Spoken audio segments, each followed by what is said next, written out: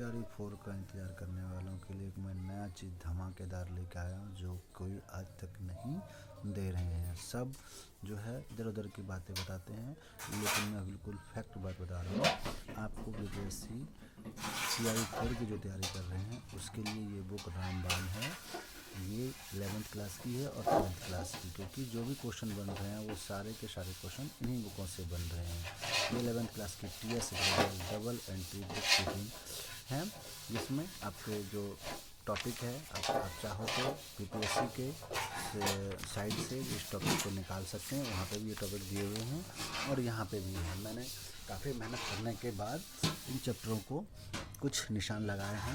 जैसे हमने देखे हैं कि हर पेपर में यहाँ से एक क्वेश्चन बनते अकाउंटिंग स्टैंडर्ड के, ये देख सकते हैं आप, अकाउंटिंग स्टैंडर्ड जो 1 मार्क्स आपको कंफर्म दिलाएगा।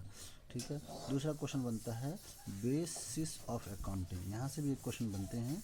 और तीसरा क्वेश्चन बनता है आपको अकाउंटिंग रूल होते हैं यहाँ पे, डेबिट रूल और क्रेडिट रूल, जिसको हम गोल्डन रूल भी कहते हैं, जिसको हम कहते हैं ना what come in what goes out.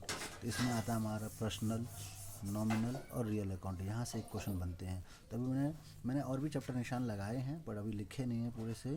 तो मैं आपको बता दूं कि इन कुछ चैप्टरों को अच्छे से तैयारी करें। यहाँ से क्वेश्चन बनेगा आपका, यहाँ से क्वेश्चन बनेगा, यहाँ से क्वेश्चन, यहाँ से क्वेश्चन। तो टोटल 80 क्वेश्चन आते हैं BPSC TRE 4 में, जो 80 मार्क्स का हमारा सब्जेक्ट है उसमें 80 क्वेश्चन आते हैं।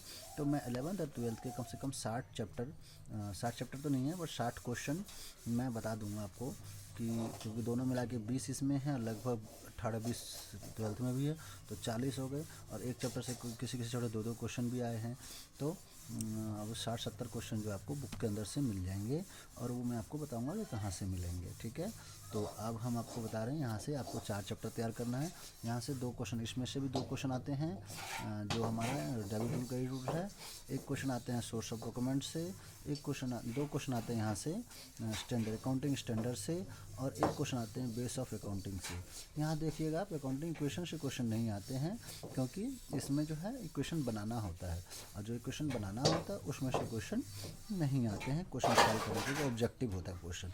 यहाँ से एक क्वेश्चन आप देख सकते हैं कि इसमें से आते हैं, यहाँ पे इसमें नहीं, 12th में है वो चैप्टर, उसका नाम है एडमिशन। एडमिशन से एक रेशियो को क्वेश्चन आते हैं कि रेशियो को ठीक करना, मतलब गेनिंग रेशियो निकालना, या फिर सेक्रीफाइसिंग रेशियो निकालना, या न्यू पार्टनरशिप में जो रेशियो है वो फाइंड करना।